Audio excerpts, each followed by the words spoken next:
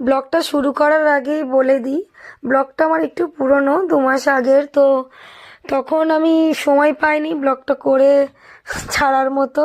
তো এখন ছাড়ছি। তো যাচ্ছি মহাদেবের বাড়ি, মহাদেবের কাছে মহাদেবকে পুজো দিতে। তো দেখো এখানকার রাস্তাঘাট কত পরিষ্কার পরিচ্ছন্ন, একটা কাগজ পাতা নোংরা ধুলো কোনো কিছু নেই, দারুণ প্রকৃতি। তো তার মাঝখান থেকে আমরা অটো একটা বুক করেছিলাম, অটো করেই যাচ্ছি, কারণ আমার বাড়ি থেকে ওই মন্দির অনেক দূর না। তো যাচ্ছি। দেখো এটা আমার ননদের ছেলে। তো বুকান ওকে ভাবছে, একটু আদর করতে করতে ভাবছে কী করে ওকে একটু মারবে, মারার প্ল্যান করছে। আবার এদিক ওদিক রাস্তাও দেখাচ্ছে, দুষ্টুমি, শুধু মারার প্ল্যান। আর ও শুধু শান্ত ছেলে, তো ওই জন্য চুপচাপ আছে। তো বাকি দেখো সমুদ্রের পাড় দিয়ে যাচ্ছি। এই রাস্তা দিয়ে কে কে গেছো কখনো, তো কমেন্টে অবশ্যই আমাকে বলবে। তো ওই রাস্তা দিয়ে যাওয়ার সময় আমার মনে হচ্ছিলো সমুদ্রের পাড় থেকে যে কিছু ফটো ভিডিও রিল করি, কিন্তু সময়ের অভাব।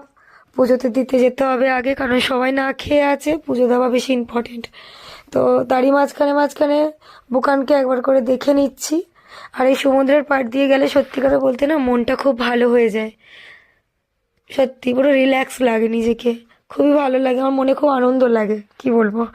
তো যেতে যেতেই তারপরেই এই পাড় দিয়ে যেতেই দেখো কত জাহাজ রাখা রয়েছে, বেশ ভালো লাগছে। মন চাইছিল বেশ ওইখানটা যেতে পারতাম, একটু ঘুরে আসতে পারতাম, একটু ফটো তুলতে পারতাম, কিন্তু সম্ভব না। কথা বলতে বলতেই আমরা পৌঁছে গেলাম মন্দিরে। এই যে সবাই মিলে পৌঁছে গেলাম, দেখো মন্দিরে আমরা ঢুকে গেছি। এটা হচ্ছে মন্দিরের পার্কিং লট।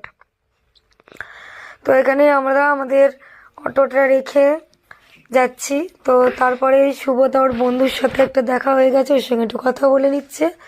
তো আমরা একটু দাঁড়িয়ে রয়েছি সেই কারণে। এই যে বাবার মন্দিরের গেট। আর এখানে কত কিছু বিক্রি হচ্ছে, মনটা দেখে না আমার ভীষণ খুশি হয়ে গেছিলাম। তো ভাবছিলাম কখন পুজোটা দেবো, দিয়ে এখান থেকে কিছু বাড়ির জন্য কেনাকাটা করব, খুব আনন্দ লাগছিল।